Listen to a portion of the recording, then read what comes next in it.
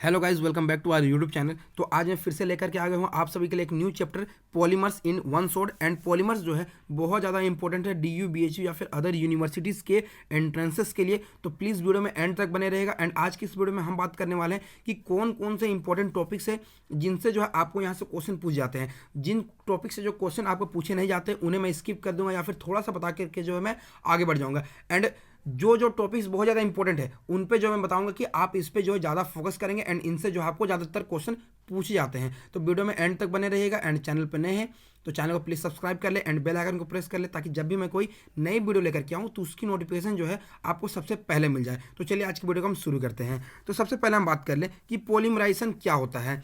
तो polymerisation mainly क्या होता है, जो मोनोमर्स यूनिट को जब आप पॉलीमर्स में जब कन्वर्ट करते हैं उसे जो प्रोसेस कहते हैं उसे हम बोलते हैं पॉलीमराइजेशन। एंड जो मोनोमर से जो प्रोडक्ट फॉर्म होता है थ्रू पॉलीमराइजेशन उसे हम कहते हैं पॉलीमर्स। क्या कहते हैं? पॉलीमर्स। तो अगर हमसे क्लासिफिकेशन की बात करें तो ये मेनली टू टाइप्स के होते हैं नॉर्मल क्लासिफिकेशन में। ये आपके होते हैं होमोपॉलीमर्स एंड सेकंड होते हैं आपके कोपॉलीमर्स। क्या होते हैं? कोपॉलीमर्स। होमोपॉलीमर्स क्या कहते हैं हम इसे, जो कि same type of monomer unit से जो है मिलके बने हुए थे। जस्ट लाइक आपके एग्जांपल पॉलीथीन, PVC या फिर पेन। इसमें अगर आप देखेंगे पॉलीथीन में कि आप इथिलीन मॉलिक्यूल को सिंपली लेते हैं एंड प्रोडक्ट का जो है आप पॉलीमराइज करके जो है प्रोडक्ट फॉर्म कर देते हैं। एंड इसमें आप देखेंगे सेम काइंड ऑफ मोनोमर आपने यूज़ किया। एंड सेकंड क्या होता है? कोपॉलीमर्स, जिसमें जो है आप दो तरह के मोनोमर्स को जो है कंडेंस करके जो है आप प्रोडक्ट का फॉर्मेशन करते हैं, उसे हम बोलते हैं कोपॉलीमर्स। एंड इसके मेनली एग्जाम्पल तो नायलॉन 66। ठीक है। एंड नायलॉन 66 का एग्जांपल देखें अगर हम यहाँ पे, तो ये आपका मेनली फॉर्म होता है एडिपिक एसिड एंड हेक्सामिथिलीन डायमीन के कॉम्बिनेशन से जो आपका ये प्रोडक्ट फॉर्म होता है नायलॉन 66। तो ये आपके कुछ क्लासिफिकेशन थे। अब क्लासिफिकेशन बात करते हैं हम क्लासिफिकेशन ऑफ पॉलीमर्स। तो कितने तरीके के होते हैं ये हमारे होते हैं classification based on the source of availability and based upon structure, based upon molecular forces and based upon mode of synthesis. ये चार तरीके से जो होते हैं आपके यहाँ पे क्लासिफिकेशन होते हैं। एंड क्या क्या क्लासिफिकेशन है एक एक करके सारे के ऊपर में हम यहाँ पे बात करते हैं। सबसे पहला हमारा classification based on the source of availability. ठीक है।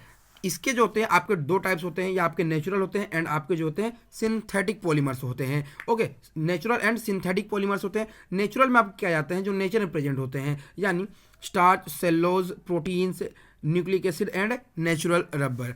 एंड सिंथेटिक पॉलीमर्स क्या होते हैं? सिंथेटिक पॉलीमर जो होते हैं प्रिपेयर्ड इन लेबोरेटरीज, जिससे हम जो है लेबोरेटरीज में प्रिपरेशन करते हैं उसे हम कहते हैं सिंथेटिक पॉलीमर्स। एग्जांपल्स होते हैं PVC, नायलॉन, ओके, पॉलीइथिन, ये सब इसके एग्जांपल्स होते हैं। या फिर नेक्स्ट हमारे एग्जांपल्स है Teflon, bakelite and terylene. These are examples of जो है हमारा synthetic polymers. And third type जो हमारा होता है यहाँ पे वो उसे कहते हैं हम सेमी सिंथेटिक। सेमी सिंथेटिक किसे कहते हैं? जो कि आपके मेनली जो होता है नेचर में प्रेजेंट होता है, जो कि नेचर से जो है डिराइव किए जाते हैं एंड उसे फर्दर मॉडिफिकेशन के थ्रू जो है आप उसे फर्दर केमिकल मॉडिफिकेशन के थ्रू जो आप पॉलीमराइजेशन में पार्ट करते हैं। ठीक है, उसे हम कहते हैं सेमी सिंथेटिक्स। एग्जांपल क्या हो गया? वल्कनाइज्ड रबर एंड होते हैं आपके cellulose diacetate polymer. And next type हमारा क्या आता है?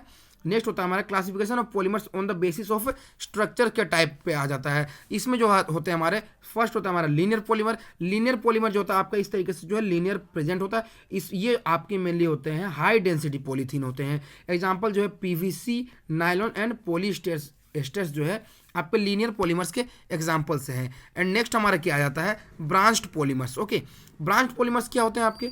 ब्रांच्ड पॉलीमर्स उसे हम कहते हैं जो कि आपके ब्रांचिंग में प्रेजेंट होता है। इस तरीके से जो है ब्रांचिंग में प्रेजेंट होता है। एंड ये मेनली आपके लो डेंसिटी पॉलीथीन होते हैं। एंड ये आपका जो होता है ग्लाइकोजेन होता है। क्या होता है आपका?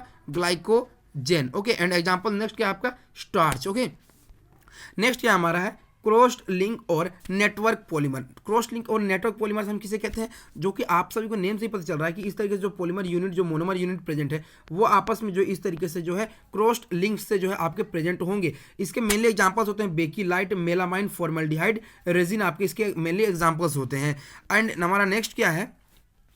Classification of polymers on the basis of molecular forces. Molecular forces के बेसिस पे जो है कौन कौन से क्लासिफिकेशन आपके होते हैं? तो सबसे पहला हमारा था इलास्टोमर्स। ओके, नेम से आपको पता चल रहा है कि इसमें फर्दर जो होते हैं आपकी कुछ इलास्टिसिटी प्रेजेंट होती है। एंड यहाँ पर अगर हम बात करें कि intermolecular force of attraction is very low, यानी इलास्टिक है यानी उसके इंटरमोलिकुलर फोर्स ऑफ अट्रैक्शन जो होंगे वेरी लो होंगे। एग्जांपल्स बात करें रबर, एंड यहाँ पे आपके एग्जांपल जाता है वल्कनाइज्ड रबर आ जाता है इसके अंदर एग्जांपल। नेक्स्ट क्या हमारा फाइबर। फाइबर में क्या होता है? कि strong intermolecular force of attraction present होता है, यानी इसमें जो होता है जो मॉलिक्यूल्स के बीच में जो अट्रैक्शन होता है वो स्ट्रॉन्ग इंटरमोलिकुलर फोर्सेस होते हैं। इनके एग्जांपल देखिए अगर हम, ये हमारा होता है नायलॉन एंड होता है हमारा टेरिलीन। एंड नेक्स्ट टाइप होता है हमारा थर्मोप्लास्टिक। थर्मोप्लास्टिक किसे कहते हैं? जिनके जो होते हैं फोर्स होते हैं, ओके, फोर्स ऑफ अट्रैक्शन जो होते हैं प्रेजेंट होते हैं intermediate between elastomers and fibres के बीच का जो है आपका प्रेजेंट होता है फोर्स ऑफ अट्रैक्शन, उन्हीं के बीच का को हम कहते हैं थर्मोप्लास्टिक से। एंड इनके एग्जांपल आपके होते हैं PVC, poly ethene and poly styrene, इनके एग्जांपल्स होते हैं। एंड यहाँ पे जो बॉन्ड प्रेजेंट होता है वो मेनली आपका हाइड्रोजन बॉन्ड या फिर डाइपोल डाइपोल बॉन्ड प्रेजेंट होते हैं। एंड नेक्स्ट हमारा फर्दर टाइप है थर्मोसेटिंग पॉलीमर्स। थर्मोसेटिंग पॉलीमर्स उसे कहते हैं जो कि आपके रीयूजेबल नहीं होते। क्या होते हैं? आप फर्दर उसे एक बार यूज़ करने के बाद दोबारा आप उसे यूज़ नहीं कर सकते हैं, उसे हम कहते हैं थर्मोसेटिंग पॉलीमर्स। तो ये सम एग्जांपल्स है, बेसिक एग्जांपल्स। अब हम बात करते हैं classification of polymers on the basis of mode of synthesis, यानी अगर आप सिंथेसिस करें तो आप किस किस मोड से जो आप सिंथेसिस कर सकते हैं। तो सबसे पहला हमारा एडिशन पॉलीमर्स। तो एडिशन पॉलीमर्स के लिए मैं आपको डायरेक्टली बता दूं कि जितने भी होमो पॉलीमर्स होते हैं जो एक ही तरीके के मोनोमर यूनिट से मिलकर बने होते हैं वो आपके एडिशन पॉलीमर्स में प्रेजेंट होता है। एंड मोस्ट इंपॉर्टेंट बात यहाँ पे किसी तरीके का एलिमिनेशन नहीं होता है, वाटर NH3 या फिर AROH का जो है किसी तरीके का एलिमिनेशन नहीं होता है, उसे हम कहते हैं हमारा addition polymers. Okay, and next हमारा क्या आ जाता है, इसके एग्जाम्पल आप देख लें, पॉलीथीन होता है, PVC होता है, ओके, एंड पॉलीप्रोपिलीन आपके इसके एग्जांपल्स होते हैं। नेक्स्ट क्या है? Condensation polymers. क्या होता है? Condensation polymerization. तो कंडेंसेशन में मेनली होता क्या है कि liberation of water NH3 and ROH का जो है मेनली आपका यहाँ पे लिबरेशन होता है। इनके एग्जांपल्स अगर हम देखिए, ये नायलॉन 6 जिसके बारे में हम फर्दर आगे चल के जो है मैकेनिज्म के थ्रू करेंगे, लेकिन यहाँ पे मैं आपको बता दूँ कि इसके जो मोनोमर्स होंगे आपके एडिपिक एसिड एंड आपका जो है हेक्सामिथिलीन डायमीन, एंड इसमें जो लिबरेशन होता है मेनली आपका वाटर का जो है लिबरेशन होता है।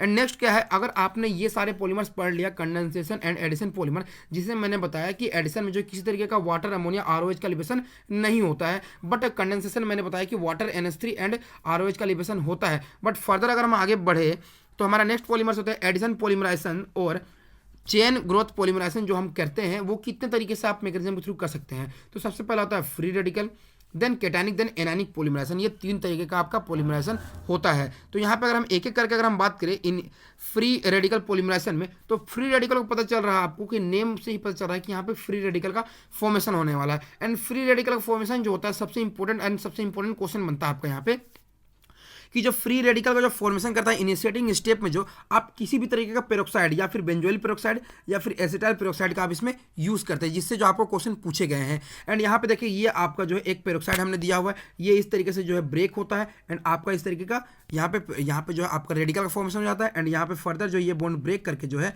आपका यहाँ पे CO2 लिबरेट हो जाएगा एंड R रेडिकल का जो है यहाँ पे आपका फॉर्मेशन हो जाता है। एंड नेक्स्ट स्टेप में क्या होगा, ये रेडिकल जो इस तरीके से आता है एंड ये रेडिकल इस तरीके से ब्रेक होता है एंड आपका जो है इस जगह पे इस चीज़ का जो है फॉर्मेशन हो जाता है, आपका यहाँ पे इस चीज़ का जो है फॉर्मेशन हो जाता है। एंड फर्दर क्या होता है, ये जो होता है आपका चैन यहाँ पे प्रोपगेट करता है, यानी ये जो आपने यहाँ पे जो फॉर्म किया है ये फर्दर जो है इस तरीके से इथिलीन मॉलिक्यूल जो आपका प्रेजेंट है इस तरीके से जो है आपका प्रोपगेट करता है एंड आपका इस तरीके से पॉलीमराइजेशन देता है। एंड फर्दर जो है आपका यहाँ पे ये फॉर्म हो जाएगा। मैकेनिज्म इंपॉर्टेंट नहीं है बट फिर भी मैं यहाँ पे आपको डिस्कस कर रहा हूँ। एंड लास्ट में क्या होता है कि टर्मिनेशन विया कॉम्बिनेशन और यहाँ पे डिस्प्रोपोर्शनेशन के थ्रू जो है आपका यहाँ पे ये हो जाता है एंड आपका जो यहाँ पे प्रोडक्ट का जो है फॉर्मेशन हो जाता है। ओके, तो इस तरीके से आप एडिशन पॉलीमर्स कर सकते हैं। एंड सबसे इंपॉर्टेंट है जो इनिशिएटिंग स्टेप में आप क्या चीज़ का यूज़ करते हैं, तो मैंने कहा बेंजोइल पेरोक्साइड या फिर एसिटाइल पेरोक्साइड का आप यहाँ पे यूज़ करते हैं मेनली। नेक्स्ट हमारा क्या आता है केटानिक और एनानिक। तो इसमें आप मेनली याद रखेंगे जो केटानिक एंड एनानिक पॉलीमराइजेशन होते हैं इसमें जो आप यूज़ करते हैं H+ का यूज़ करते हैं, यानी यहाँ पे जो है आप यहाँ पे H+ के सोर्स क्या होंगे H2SO4 HF, ये आप मेनली इसमें यूज़ करते हैं। एंड यहाँ पे अगर आप देखेंगे जो H+ का जो फॉर्मेशन होता है ये अल्किन सिंपली यहाँ पे आपका अटैक करता है एंड आपका यहाँ पे H+ का फॉर्मेशन हो जाता है एंड फर्दर ये डबल बॉन्ड फिर से यहाँ पे अटैक करता है एंड अनदर यहाँ पे डबल बॉन्ड का फॉर्मेशन हो जाता है एंड उसके बाद में जब फर्दर पॉलीमराइजेशन होकर जो आपका यहाँ पे प्रोडक्ट मिल जाता है। एंड नेक्स्ट क्या होता है एनानिक पॉलीमराइजेशन में अगर हम बात करें तो मेनली आप यहाँ पे स्ट्रॉन्ग बेस यूज़ करते हैं जो कि आपका NaNH2 एंड RMgX जो है आप यहाँ पे यूज़ करते हैं एंड ये बेस जो है मेनली इस अल्किन में अटैक करता है एंड आपका इस तरीके से जो है यहाँ पे एनायन का फिर से फॉर्मेशन हो जाता है एंड ये जो एनायन है फर्दर यहाँ पे अल्किन में अटैक करता है एंड आपका इस तरीके से जो है कार्बन आयन का फॉर्मेशन हो जाता है। एंड इस तरीके से जो आप पॉलीमराइजेशन कर सकते हैं ये उतना ज़्यादा इंपॉर्टेंट नहीं है, मेनली जो है आप कितने तरीके से पॉलीमराइजेशन कर सकते हैं एंड क्या क्या रीजेंट यूज़ करते हैं वो ज़्यादा इंपॉर्टेंट है एंड इनके एग्जाम्पल्स। तो एग्जाम्पल देखिए क्या होते हैं, PVC, PAN एंड आपके यहाँ पे ये एग्जाम्पल्स होते हैं। अब हम बात करते हैं अपने नेक्स्ट एंड मोस्ट इंपॉर्टेंट जो होते हैं प्रिपरेशन ऑफ हमारा जो है इस तरीके से जो है एडिशन पॉलीमर्स किस तरीके से आप प्रिपरेशन कर सकते हैं। तो सबसे पहला एग्जांपल हमारा एडिशन पॉलीमर्स का है। मैंने अभी बताया था आपको कि एडिशन पॉलीमर्स में जो है किसी तरीके के किसी चीज़ों का जो लिबरेशन नहीं होता है। एंड यहाँ पे जो सबसे पहला हमारा पॉलीथीन मेनली 2 टाइप्स के होते हैं, आपके लो डेंसिटी पॉलीथीन एंड आपके सेकंड होता है हाई डेंसिटी पॉलीइथीन होते हैं। लो डेंसिटी पॉलीथीन की बात करें तो ये आप कैसे प्रिपरेशन करेंगे, ये मेनली आप इथिलीन मोनोमर को जो है जब 350 to 570 kelvin and high pressure atmospheric pressure जो है 1000 to 2000 एटमॉस्फेरिक प्रेशर जो आप यूज़ करेंगे तो आपका जो है इस तरीके से पॉलीइथिलीन का जो है फॉर्मेशन कर जाता है। एंड यहाँ पे सबसे इंपॉर्टेंट बात आपको यहाँ पे जानने वाली चीज़ें ये है कि ये आपका डेंसिटी इसका जो होता है लो होता है एंड इसका वॉल्यूम जो होता है हाई होता है। वॉल्यूम क्या होता है, हाई होता है एंड स्ट्रेंथ जो होते हैं इसके बहुत ज़्यादा लो होते हैं लो डेंसिटी पॉलीमर्स के। एंड ये ट्रांसपेरेंट होते हैं एंड ये जो होते हैं आपके ब्रांच्ड पॉलीमर होते हैं। मेनली जो है इस तरीके से जो है पॉलीमर्स प्रेजेंट होते हैं एंड ये इस तरीके से जो है ब्रांच आपके यहाँ पे ये प्रेजेंट होता है। तो लो डेंसिटी पॉलीमर आपके ब्रांच होता है, ये इंपॉर्टेंट है आपके लिए, ठीक है। एंड नेक्स्ट क्या हमारा है हाई डेंसिटी पॉलीमर। तो हाई डेंसिटी पॉलीमर कैसे क्या फॉर्म करेंगे आप, हाई डेंसिटी पॉलीमर जो होते हैं मेनली आप इथिलीन से जो है प्रिपरेशन करते हैं एंड इसमें आप यूज करते हैं 333 to 343 kelvin 6 to 7 atmosphere pressure and Ziegler Natta catalyst के थ्रू जो आप इसे प्रिपरेशन करते हैं। एंड इसमें जो जिगलर नाटक कैटलिस्ट यूज करते हैं वो उसका फॉर्मूला होता है TiCl4 एंड AlC2H5 होल 3 जो होता है इसके कॉम्बिनेशन को हम बोलते हैं जिगलर नाटक कैटलिस्ट। एंड यहाँ पे जो है आपका यहाँ पे प्रोडक्ट फॉर्मेशन हो जाता है। एंड इसकी हम क्वालिटीज़ की बात करें तो ये आपका हाई डेंसिटी होता है एंड इसके जो है नॉन ट्रांसपेरेंट होता है, ओके। एंड इसका स्ट्रेंथ भी जो होता है आपका हाई होता है। एंड यहाँ पे सबसे इंपॉर्टेंट बात यहाँ पे क्या होता है, ये आपका इस तरीके से प्रेजेंट होता है, इसमें किसी तरीके की ब्रांचिंग जो होते हैं आपके प्रेजेंट नहीं होती, ब्रांचिंग जो होता है आपका ये प्रेजेंट नहीं होती है। एंड यहाँ पे अगर हम बात करें यहाँ पे कुछ इंपॉर्टेंट चीज़ों की, तो अगर आप यहाँ पे दोनों जगह पे अगर आप देखेंगे कि फर्स्ट केस जब आपने लो डेंसिटी प्रिपरेशन किया था तो वहाँ पे जो एटमॉस्फेरिक प्रेशर बहुत ज़्यादा 1000 to 2000 एटमॉस्फेरिक आपने यूज़ किया था। बट जब आपने जिगलर नाटा यूज़ किया तो आप देखेंगे 6 to 7 एटमॉस्फेरिक में ही जो आपका प्रोडक्ट ऑफ फॉर्मेशन हो गया with high tensile high strength के साथ में, ओके। तो इसी रीज़न के कारण जो है जिगलर नाटा को जो है आपको यहाँ पे जो है नोबेल प्राइज़ दिया गया था इसी की वजह से, ओके। अब हम बात करते हैं अपने नेक्स्ट, ये हमारा PTFE या फिर हम बोले इसे हम कहें पोली टेट्राफ्लोरोइथिलीन या फिर टेफ्लॉन या फिर PTFE, ठीक है, ETF, ओके। PT इस तरीके से जो है किस तरीके से आप जो इसे प्रिपरेशन कर सकते हैं। तो यहाँ पर अगर आप देखेंगे यहाँ पे आप जो मोनोमर यूज़ करते हैं ये यूज़ करते हैं टेट्राफ्लोरोइथीन, इसका मोनोमर होता है। जो पोली टेट्राफ्लोर या फिर टेफ्लॉन या फिर PTEF जो होता है आपका यहाँ पे इसका जो मोनोमर क्या होता है, मोनोमर जो होता है आपका इसका टेट्राफ्लोरोइथेन। एंड इससे जो आपको क्वेश्चन पूछे गए हैं एंड इसका जो आप पॉलीमरेशन करेंगे तो आपका यहाँ पे प्रोडक्ट का जो है फॉर्मेशन हो जाता है। एंड नेक्स्ट क्या है, नोट्स की अगर हम बात करें तो इसे हम यूज़ करते हैं नॉन स्टिकी कुकिंग पैन के रूप में हम इसे यूज़ करते हैं। एंड नेक्स्ट क्या हमारा पेन या फिर पॉली एक्रिलोनाइट्राइल या फिर इसे हम कहते हैं ओरलन। तो यहाँ पे जो इसके मोनोमर होते हैं इनसे जो आपको मेनली क्वेश्चन पूछ जाते हैं, इसके मोनोमर होते हैं विनाइल साइनाइड या फिर एक्रिलोनाइट्राइल। जब इसे आप पॉलीमराइज करते हैं तो आपको यहाँ पे जो है पेन का जो है फॉर्मेशन हो जाता है। एंड नेक्स्ट हमारा क्या है, नेक्स्ट हमारा क्या है यहाँ पे अगर आप देखें कंडेंसेशन पॉलीमर्स। कंडेंसेशन पॉलीमर्स किसे कहते हैं, जिसमें जो है आपका वाटर NH3 का जो है लिबरेशन होता है उसे हम कहते हैं कंडेंसेशन पॉलीमर्स कहते हैं। अगर हम यहाँ पे बात करें इनके कुछ इंपॉर्टेंट्स यहाँ पे एग्जांपल्स की, तो सबसे पहला हमारा यहाँ पे क्या है, ये 3 तरीके के होते हैं। सबसे पहला क्या होता है पॉलीइमाइड, दूसरा होता है पॉलीस्टर्स एंड थर्ड होता है हमारा प्रोटीन्स। ये 3 तरीके के होते हैं। एमाइड से आपको पता है कि यहाँ पे एमाइड बॉन्ड प्रेजेंट होना चाहिए एंड एस्टर से एक एस्टर बॉन्ड आपका यहाँ पे प्रेजेंट होना चाहिए, ओके। तो देखिए हम सारे की एग्जांपल्स लेते हैं। सबसे पहला हम पॉली एस्टर्स की बात करते हैं एंड उनके क्या क्या एग्जांपल है वो बात करते हैं। तो आपसे एक पता है कि ये एस्टर्स यहाँ पे प्रेजेंट हो गए एंड एस्टर्स जो है आपके यहाँ पे जो है, ठीक है, इसके एग्जांपल्स क्या होते हैं। देखिए मेनली जो है एस्टर्स के यहाँ अगर हम फॉर्मेशन के एग्जांपल्स देखें तो सबसे पहला होता है हमारा टेरिलीन, ओके। एंड टेरिलीन के एग्जांपल्स में आपको एग्जामिनेशन में जो है मोनोमर्स क्या क्या होते हैं ये पूछ जाता है, तो इसे आप याद रखेंगे। यहाँ पे ये डाईमिथाइल नहीं होगा, ये होगा टरपैथिलिक एसिड, ठीक है, टरफेटिक एसिड आपका होगा, ये टरफेटिक एसिड होगा, इसे आप चेंज कर लेंगे। एंड यहाँ पे डाईमिथाइल ग्लाइकोल आप इसमें यूज़ करते हैं, क्या करते हैं डाईमिथाइल ग्लाइकोल। अगर आप टरफेटिक एसिड देखेंगे तो यहाँ पे COH ग्रुप एंड यहाँ पे COH ग्रुप प्रेजेंट है एंड यहाँ पे जो है आप अगर डाईमिथिलीन ग्लाइकोल देखेंगे तो यहाँ पे जो है आपका यहाँ पे OH ग्रुप का प्रेजेंट है, क्या है जी का OH ग्रुप का प्रेजेंट है। एंड यहाँ पे मेनली होता क्या है, इस तरीके से जो है वाटर का जो है लिबरेशन हो जाता है, ओके। यहाँ पे एक चीज़ यहाँ पे याद रखेंगे कि जो एसिड का OH ग्रुप है एंड एल्कोहल का जो है H ग्रुप यहाँ पे लिबरेट होता है, क्या होता है एल्कोहल का H ग्रुप यहाँ पे जाता है एंड इस तरीके से जो आपका एस्टर यूनिट यहाँ पे प्रेजेंट हो जाता है एंड इसे कहते हैं हम टेरिलीन, क्या कहते हैं टेरिलीन कहते हैं, ठीक है। अब हमारा जो है नेक्स्ट एग्जांपल है एस्ट्रस वाले का, ओके, पॉलीएस्टर्स का। तो यहाँ देखिए नेक्स्ट हमारा है ग्लिप्टल, ठीक है। ग्लिप्टल क्या कैसा फॉर्मेशन करेंगे, तो ये जस्ट सिमिलर टू आपका जो है टेरिलिन के अकॉर्डिंग है, ठीक है। यहाँ पे आपने क्या किया, टर्फ फैटिक एसिड यूज किया, एंड यहाँ पे आप क्या करेंगे यूज, यहाँ पे फैटिक एसिड यूज करेंगे, यहाँ पे टर नहीं, यहाँ पे फैटिक एसिड यूज करेंगे, यानी दो COH यूनिट जो होते हैं आपके अगल बगल प्रेजेंट होंगे। एंड यहाँ पे आप इथिलीन ग्लाइकोल भी आप फिर से यहाँ पे यूज करेंगे, एंड आपका जब फिर से यहाँ पे जो है एसिड का OH एंड यहाँ से वाटर ग्रुप लिप करके जो है इस तरीके का एस्टर बॉन्ड का जो है फॉर्मेशन हो जाएगा। तो ये आपके हो गए ग्लिप्टल का जो है फॉर्मेशन हो गया। मोनोमर्स क्या क्या मैंने बोला, फैटिक एसिड एंड इथिलीन ग्लाइकोल को जो है इसका आपका मोनोमर यूनिट होता है।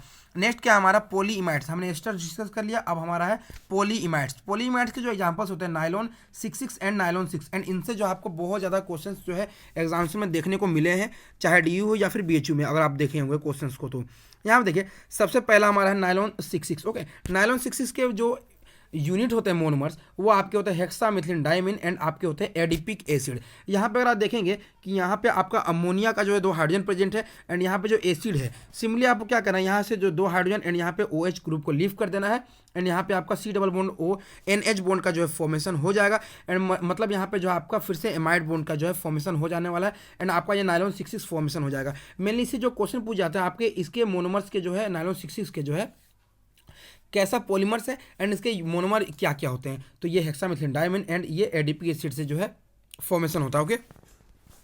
नेक्स्ट क्या है नायलॉन 6, ओके। तो इसके मैं मैकेनिज्म बताता हूँ, ये आपका जो है किस तरीके से फॉर्मेशन होता है, चलिए हम डिस्कस करते हैं। तो इसका जो मोनोमर यूनिट होता है वो आपका होता है कैप्रोलेक्टम। क्या होता है, कैप्रोलेक्टम। जब इसे आप हीट करते हैं तो आपका नायलॉन 6 का जो है फॉर्मेशन होता है। क्या मैंने कहा, इसका मोनोमर यूनिट होता है कैप्रोलेक्टम। एंड कैप्रोलेक्टम कैसे फॉर्मेशन होता है, अगर आपने बैकमैन रिएजेंट पढ़ा होगा तो आप इसे फर्दर कर सकते हैं। इस तरीके क्या है कि जो साइक्लोहेक्सेन होता है, जैसे आप उसे ऑक्सीडेशन करते हैं तो हमारा C डबल बॉन्ड O जो है इस जगह पे रिंग में जब फॉर्मेशन हो जाता है कीटोनिक का, एंड जैसे NH2OH दे देते हैं तो ऑक्साइम का यहाँ पे फॉर्मेशन हो जाता है, एंड H2SO4 जैसे देंगे तो हमारा इस तरीके से कैप्रोलेक्टम का फॉर्मेशन हो जाता है। मैकेनिज्म इंपॉर्टेंट नहीं है इस जगह पे, जो मोनोमर यूनिट है नायलॉन 6 का वो इंपॉर्टेंट है, ओके। नेक्स्ट हमारा क्या है फॉर्मल्डिहाइड रेजिन। फॉर्मल्डिहाइड रेजिन में आपके हमारे यहाँ पे 2-3 तरीके के होते हैं। सबसे पहला हमारा फिनोल फॉर्मल्डिहाइड रेजिन, जिसे हम बेकीलाइट कहते हैं। क्या कहते हैं, बेकीलाइट। तो आपको यहाँ पे क्वेश्चन पूछ जाते हैं कि जो बेकीलाइट होते हैं उनके मोनोमर्स क्या क्या होते हैं। वो होता है आपके फेनोल एंड फॉर्मल्डिहाइड जो होते हैं बेकीलाइट के मोनोमर यूनिट्स होते हैं, ओके। तो यहाँ पे देखिए हमारे बेकीलाइट के मोनोमर्स यूनिट मैंने आपको यहाँ पे डिस्कस कर दिया, जिनसे आपको क्वेश्चन पूछ जाता है फेनोल एंड फॉर्मल्डिहाइड। बेसिकली यहाँ पे इसके मैकेनिज्म से क्वेश्चन नहीं पूछ जाते, इसलिए मैं इसमें फोकस नहीं करूँगा, लेकिन एक इंपॉर्टेंट है, ये आपका क्रॉस लिंक्ड पॉलीमर्स होता है। नेक्स्ट क्या हमारा मेलामाइन फॉर्मल्डिहाइड रेजिन। क्या है, मेलामाइन फॉर्मल्डिहाइड रेजिन। एंड यहाँ पे अगर आप देखेंगे this is the structure of आपका ये है मेलामाइन। ये आपका किसका स्ट्रक्चर है, ये आपका मेलामाइन का है। एंड जब इसे HCHO से जब आप ट्रीट करते हैं तो ये आपका फॉर्म करता है फॉर्मल्डिहाइड मेलामाइन रेजिन का जो है आपका यहाँ पे ये फॉर्मेशन कर देता है। तो इस तरीके से जो है मेलामाइन को जो है फॉर्मेशन कर सकते हैं। इसमें आप क्या यूज करते हैं, मेलामाइन एंड फॉर्मल्डिहाइड आप यूज करते हैं, ओके। तो यहाँ पे मैकेनिज्म आप देख सकते हैं, अगर आपको मैकेनिज्म चाहिए यहाँ पे तो आप इसे फॉलो कर सकते हैं, ठीक है। लेकिन मैं फिर से कहूँगा कि मैकेनिज्म इसके लिए इंपॉर्टेंट नहीं है, लेकिन फिर भी बताता हूँ। देखिए ये नाइट्रोजन फिर से यहाँ पे ये अटैक करता है C डबल बॉन्ड O पे, एंड फर्दर ये इस तरीके से चला जाता है, एंड यहाँ पे जो H+ जो है चलाता है ऑक्सीजन पे, जैसे ही नेगेटिव चार्ज चला जाएगा, एंड यहाँ पे COH2 ग्रुप सिंपली आपका जो है अटैच्ड हो जाता है। एंड नेक्स्ट क्या हमारे natural rubber and synthetic rubbers के ऊपर हम यहाँ पे बात करते हैं। इनसे आपको बहुत ज़्यादा क्वेश्चन पूछ जाते हैं। एंड ये क्या क्या है, देखिए जो नेचुरल रबर्स होते हैं उनके जो मोनोमर यूनिट तो है वो होते हैं हमारे 2 मिथाइल 1,3 ब्यूटाडाइन, या फिर इससे आप कहते हैं आइसोप्रीन। क्या होते हैं, आइसोप्रीन। यानी नेचुरल रबर का जो मोनोमर होता है वो होता है हमारा आइसोप्रीन, या फिर इससे आप कह सकते हैं 2 मिथाइल 1,3 ब्यूटाडाइन। एंड जो सिंथेटिक रबर होते हैं उनके जो मोनोमर होते हैं वो होता है हमारे क्लोरोप्रीन, या फिर 2 क्लोरो 1,3 ब्यूटाडाइन को जो हम कहते हैं हमारे सिंथेटिक रबर के जो होते हैं मोनोमर होते हैं, ओके। ये हमारे इसके मोनोमर। एंड इन दोनों से भी आपको क्वेश्चन पूछे गए हैं कि नेचुरल रबर के मोनोमर क्या है एंड सिंथेटिक रबर के मोनोमर क्या है।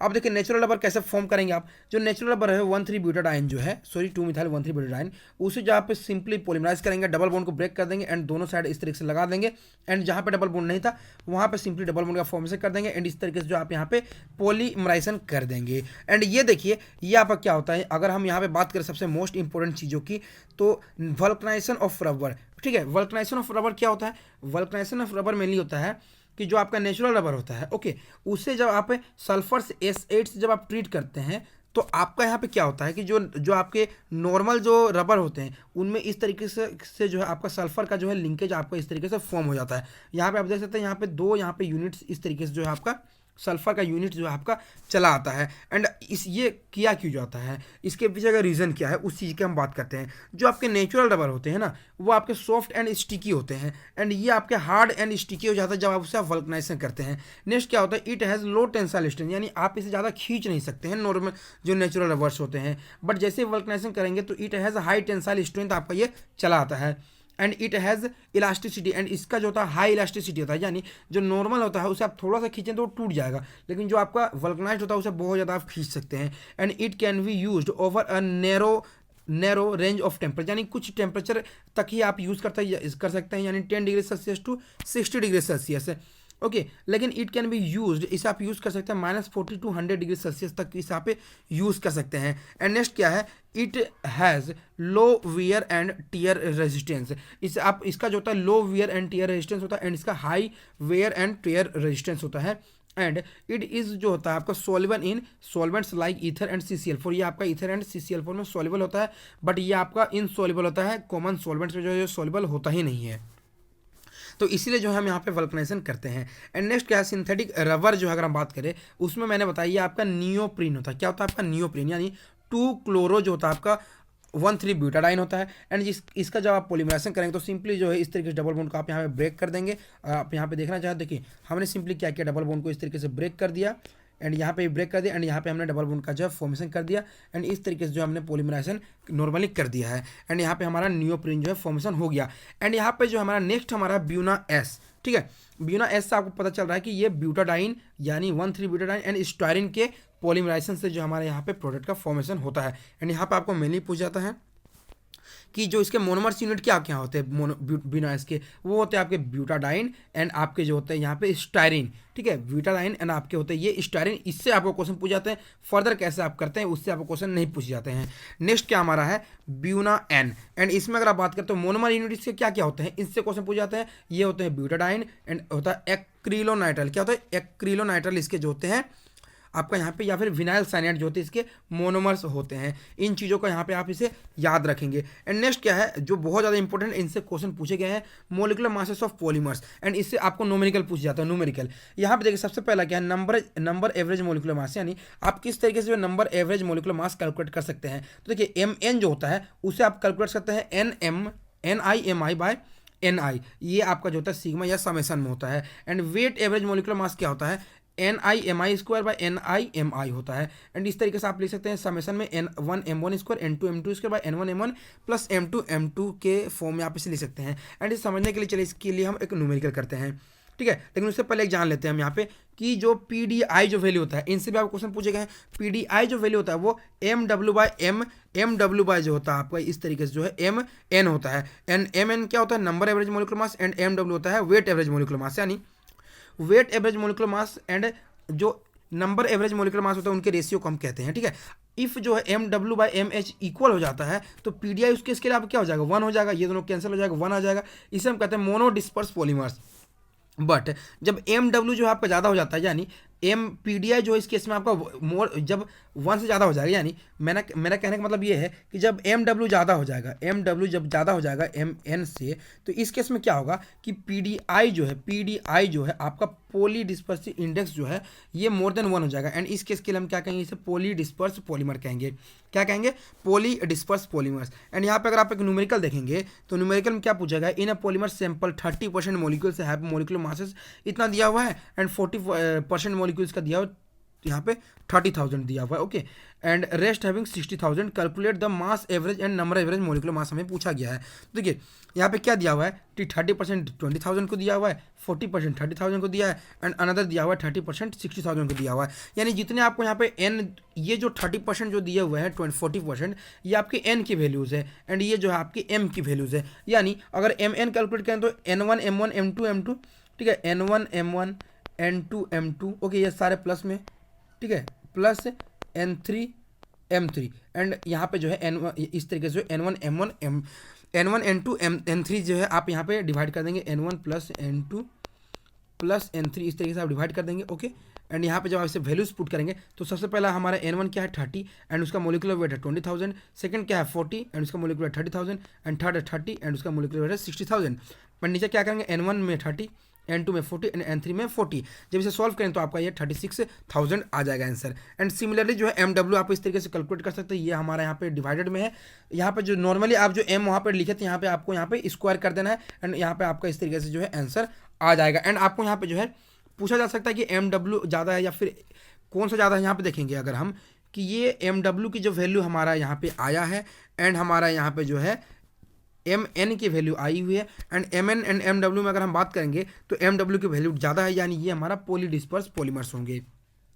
एंड फर्दर कुछ इंपॉर्टेंट चीज़ों की बात करते हैं। बायोडिग्रेडेबल पॉलीमर्स यानी क्या है कि are the polymers which are degraded by mono जो माइक्रो ऑर्गेनिज्म जो होते हैं आपको डिग्रेड किए जा देते हैं, उसे हम कहते हैं बायोडिग्रेडेबल पॉलीमर्स। यानी जो आप एनवायरनमेंट में से जब फेंक दिए तो वो बायो डिग्रेड होकर जो है फिनिश हो जाते हैं, वैसे जो डिग्रेडेबल पॉलीमर्स होते हैं उसे हम कहते हैं बायोडिग्रेडेबल पॉलीमर्स कहते हैं। ओके एंड यहाँ पर अगर हम एग्जांपल्स देखेंगे तो पोली बी हाइड्रोक्सी ब्यूट्रेट को बीटा हाइड्रोक्सी वेलरेट, इसे हम कहते हैं PHBV, ये आपका बायोडिग्रेडेबल पॉलीमर्स है। एंड सेकंड क्या है PGA या फिर पॉलीग्लाइकोलिक एसिड एंड थर्ड हमारा हो गया PLA या फिर पॉलीलैक्टिक एसिड एंड नेक्स्ट क्या है PCL। Okay PCL polycaprolactone and next हमारा नाइलॉन 2 नाइलॉन 6, ये सभी जो है हमारे होते हैं बायोडिग्रेडेबल पॉलीमर्स होते हैं। एंड हमारे यहाँ पे अगर हम नेक्स्ट देखेंगे PHBV किस तरीके से फॉर्म किया जाता है मैं फर्दर कहूँगा ये इंपॉर्टेंट नहीं है।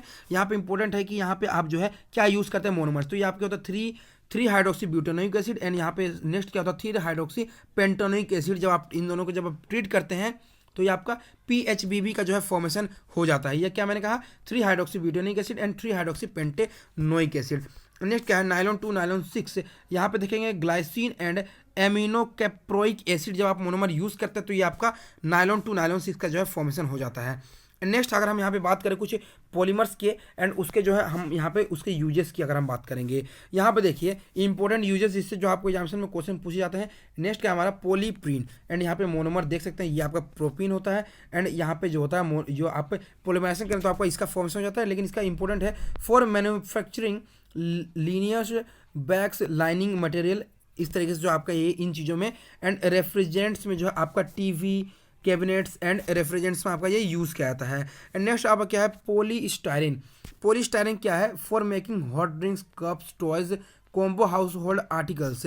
और यहाँ पे अगर बात करें second as an insulator wrapping material for making radio television से बॉडीज़ के लिए यूज होता है। नेक्स्ट क्या है PVC के किसी यूज करते हैं in the manufacturing of raincoats handbags and curtain clothes toys and in artificial flooring में इसका यूज़ किया था। इन यूजेस को आप याद रखेंगे। एंड नेक्स्ट क्या हमारा PMMA, ठीक है PMMA ये देखिए अगर आप यहाँ बात करेंगे ये होता है मिथाइल मेथ एक्रिलेट, इसे हम कहते हैं क्या कहते हैं पॉली मिथाइल मेथ एक्रिलेट जो है ये हम इसे पॉलीमर्स कहते हैं। एंड इसका जो मोनोमर होता है मिथाइल मेथ एक्रिलेट इसका मोनोमर होता है। And it is used in the manufacturing of, अगर हम यहाँ बात करें लेंसेज ट्रांसपेरेंट डोम्स एंड यहाँ पे नेक्स्ट क्या है स्काईलाइट्स एंड एयरक्राफ्ट विंडोज़ में जो है ये मेनली यूज़ होते हैं। एंड नेक्स्ट हमारा यूरिया फॉर्मल्डिहाइड रेजिन, इसका यूज़ अगर हम बात करें तो यूरिया फॉर्मल्डिहाइड मोनोमर्स क्या होते हैं आपके मोनोमर्स होते हैं यूरिया एंड आपके फॉर्मल्डिहाइड इसके मोनोमर्स होते हैं। एंड यूज़ होता है cups plate and laminated sheets के लिए यूज़ होता है। एंड नेक्स्ट क्या होता है ग्लिप्टल। ओके ग्लिप्टल क्या होता है यूज़ आपका यहाँ पे जो मैंने पहले बता चुका था फॉर मैन्युफैक्चरिंग पेंट्स एंड यहाँ पे जो है बिल्डिंग मटेरियल्स। एंड यहाँ पे जो है इन चीज़ों का जो है आप यहाँ पे यूज़ कर सकते हैं। एंड कुछ इंपॉर्टेंट जो COD and BOD chemical oxygen demand and biological oxygen demand, ये फर्दर इस तरीके से आप कुछ चीज़ों को याद रख सकते हैं। तो ये थे हमारे पॉलीमर्स। तो उम्मीद है आपको जो जो चीज़ें मैंने कही है लास्ट की चीज़ों में एंड जो जो चीज़ों पर मैंने ज़्यादा फोकस किया उन चीज़ों को जो है आप याद रखेंगे। एंड मेनली जो मैं बताया हूँ जितने भी क्वेश्चन में आपको मेनली जो है सारे के मोनोमर्स याद रखने होंगे, ठीक है। मेनली नाइलॉन 66 या फिर अगर हम बात करें अनदर जैसे नाइलॉन 66 या फिर नाइलॉन 6 या फिर ब्यूनाइस ब्यूना एंड इस तरीके के मोनोमर्स जो है आपको बहुत ज़्यादा इंपॉर्टेंट है, इन चीज़ों को आप याद रखेंगे। तो उम्मीद है आपको लेक्चर अच्छा लगा हो। अच्छा लगा तो प्लीज़ वीडियो को लाइक करना, चैनल को सब्सक्राइब करना। मिलते हैं इसी तरीके के नेक्स्ट टाइप को लेक्चर के साथ में, तब तक के लिए धन्यवाद।